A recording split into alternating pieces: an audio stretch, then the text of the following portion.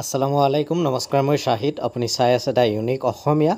আজিৰ এই ভিডিঅ'ত মই আপোনালোকৰ সৈতে আলোচনা কৰিম যে যিসকলে যোৱা 20 জুলাই তাৰিখে গুৱাহাটী ইউনিভাৰ্চিটিৰ আণ্ডাৰত বিএড এডমিশ্যন লোৱাৰ কাৰণে এন্ট্ৰেন্স এক্সাম দিছে তেওঁলোকৰ বহুতৰ মনত প্ৰশ্ন যে বিএড এন্ট্ৰেন্সৰ ৰিজাল্ট দিয়াৰ পিছত বিএড কলেজবিলাকত এডমিশ্যন কেনেকৈ হ'ব গতিকে মই আজিৰ এই ভিডিঅ'ত আপোনালোকক গাইড কৰিবলৈ চেষ্টা কৰিম যে বিএড এন্ট্ৰেন্সৰ ৰিজাল্ট অহাৰ পিছত আপোনালোকে বিএড কলেজত কেনেকৈ এপ্লাই কৰিব বা যি এডমিশ্যন প্ৰচিজাৰ এই এডমিশ্যন প্ৰচিজাৰটো কেনেকুৱা হ'ব সেই বিষয়ে মই আলোচনা কৰিম গতিকে ভিডিঅ'ৰ মাজলৈ সবিশেষ আগবাঢ়ি যোৱাৰ আগতে মই আপোনালোকক অনুৰোধ জনাম যদি আপোনালোকে এতিয়ালৈকে মোৰ চেনেলটো ছাবস্ক্ৰাইব কৰা নাই তেতিয়াহ'লে এতিয়া মোৰ চেনেলটো ছাবস্ক্ৰাইব কৰি বেল আইকনটো প্ৰেছ কৰি দিয়ক যাতে মই অকলে এনেকুৱা ধৰণৰ ভিডিঅ' আপলোড কৰাৰ লগে লগে আপোনালোকে নটিফিকেশ্যন পাই যায় আৰু সৰ্বপ্ৰথমে মোৰ চেনেলৰ ভিডিঅ'বিলাক আপোনালোকে চাব পাৰে এতিয়া হওক কোনো সময় নষ্ট নকৰাকৈ আজিৰ ভিডিঅ'টো আমি আৰম্ভ কৰোঁ প্ৰথমতে আপোনালোকক জনাব বিচাৰিম যে যিসকলে যোৱা 20 জুলাই তাৰিখে গুৱাহাটী ইউনিভাৰ্চিটি বিএডৰ এন্ট্ৰেন্স এক্সাম দিলে তেওঁলোকৰ ৰিজাল্ট অতি সোনকালে প্ৰকাশ পাব আৰু ৰিজাল্টৰ পিছত আপোনালোকে বিএড এন্ট্ৰেন্সৰ যি মাৰ্কছ সেই মাৰ্কছ লৈ কেনেকৈ বিভিন্ন বিএড কলেজবিলাকত আপোনালোকে এডমিশ্যন ল'ব মই যিহেতু ইতিমধ্যে বিএড কৰিলোঁ গুৱাহাটী ইউনিভাৰ্চিটিৰ আণ্ডাৰত আৰু বহু বছৰ হ'ল মই গুৱাহাটী ইউনিভাৰ্চিটিৰ আণ্ডাৰত বিএডৰ এডমিশ্যন হওক পিজি এডমিশ্যন হওক নাইবা অসমৰ বিভিন্ন কলেজবিলাকৰ এডমিশ্যন বা অন্যান্য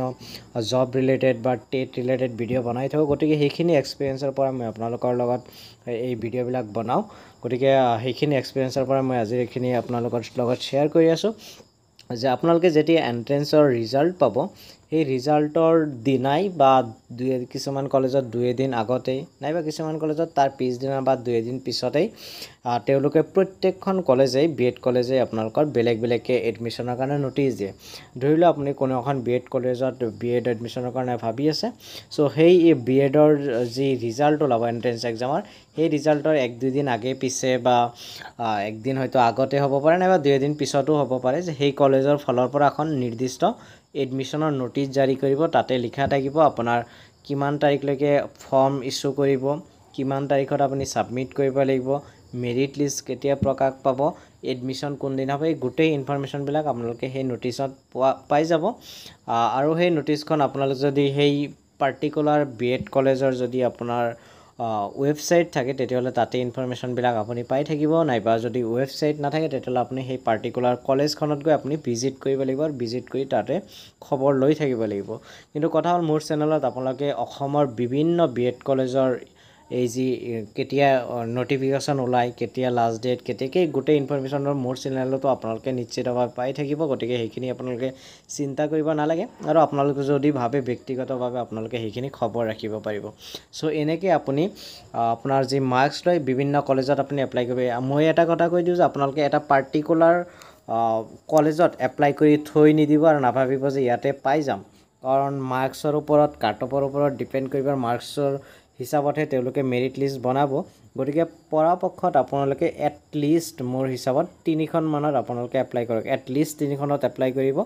ওচৰে পাজৰে বা আপোনাৰ য'ত য'ত পচন্দ হয় 3-4খনত আপুনি এপ্লাই কৰি দিব আৰু সেই 3-4খনৰ এপ্লাই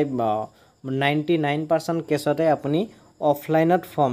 জমা দিব লাগে মই যিখিনি এক্সপিৰিয়েঞ্চ ইমান দিনে হৈছে চ' অফলাইনত আপোনালোকে খবৰ ল'ব লাগিব অফলাইনত ফৰ্ম কালেক্ট কৰি আপুনি অফলাইনত ডকুমেণ্ট সহকাৰে জমা দিব লাগিব তাৰপিছত এটা নিৰ্দিষ্ট দিনত মেৰিট লিষ্ট ওলাব আৰু সেই হিচাপে আপোনালোকে এডমিশ্যন ল'ব লাগিব কিন্তু এই যে বিভিন্ন কলেজৰ নটিচবিলাক কেতিয়া ওলাব কি হ'ব এইবিলাকৰ আপডেট মোৰ এইটো চেনেলত আপোনালোকে নিশ্চিতভাৱে পাই থাকিব তদুপৰি মই ইতিমধ্যে কৈছোঁ যে আপোনালোকে যদি ব্যক্তিগতভাৱে খবৰ ৰাখিব খোজে তেতিয়াহ'লে আপোনালোকে সেইখিনি কৰিব পাৰে সেইখিনিত কোনো বাধা নাই গতিকে তেওঁলোকে দিয়াৰ পিছত আপোনালোকে ফৰ্মসমূহ জমা কৰিব জমা কৰাৰ পিছত মেৰিট লিষ্ট মাৰিব সেই মেৰিট লিষ্টবিলাকো আপোনালোকে মোৰ এইটো চেনেলৰ জৰিয়তে আপোনালোকে পাই থাকিব আৰু তাৰপিছত মই তাতে জনাই দিম এডমিশ্যন ফিজ কিমান তাৰপিছত আপোনাৰ কোনদিনা এডমিশ্যন হ'ব কেইটা বজাত এডমিশ্যন হ'ব কি ডকুমেণ্টছ দিব লাগিব এই গোটেই ইনফৰমেশ্যনবিলাক মই সময়ে সময়ে শ্বেয়াৰ কৰি থাকিম আৰু আপুনি নিশ্চয় এইটো ভিডিঅ' চাই আছে মানে মই ধৰি লৈছোঁ আপুনি মোৰ চেনেলটো ছাবস্ক্ৰাইব কৰিছে আৰু যদি কৰা নাই তেতিয়াহ'লে চেনেলটো ছাবস্ক্ৰাইব কৰি বেল আইকনটো প্ৰেছ কৰি দিয়ক চ' যিসকলে ছাবস্ক্ৰাইব কৰি ৰাখিছে তেওঁলোকে নিশ্চয় নটিফিকেশ্যন পাই থাকিব আৰু তেতিয়া আপুনি নিশ্চয় সেই ভিডিঅ'বিলাক চাব পাৰিব গতিকে আশা কৰোঁ যে গুৱাহাটী ইউনিভাৰ্চিটিৰ বিএড এডমিশ্যনৰ প্ৰচিজাৰটো আপোনালোকে বুজি পাইছে মই শ্বৰ্টকাট আকৌ এবাৰ কৈ দিছোঁ এন্ট্ৰেন্স দিয়াৰ পিছত আপোনাৰ ৰিজাল্ট ওলাব ৰিজাল্ট ওলোৱাৰ পিছত আপুনি যিখন কলেজত বিএড এডমিশ্যন ল'ব বা বিভিন্ন বিএড কলেজবিলাকে তেওঁলোকৰ এডমিশ্যন নটিচটো প্ৰকাশ কৰিব সেই নটিচ অনুযায়ী আপুনি কলেজখনত গৈ ফৰ্ম কালেক্ট কৰিব ফৰ্ম কালেক্ট কৰি তাতে আপুনি জমা দিব লাগিব এটা নিৰ্দিষ্ট দিনত মেৰিট লিষ্ট ৱেটিং লিষ্ট প্ৰকাশ কৰিব আৰু এটা নিৰ্দিষ্ট দিনত এডমিশ্যন হ'ব সো এই হ'ল সাধাৰণ ভাষাত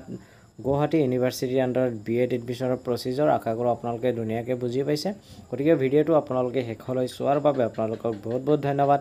জয় অসম জয় হিন্দ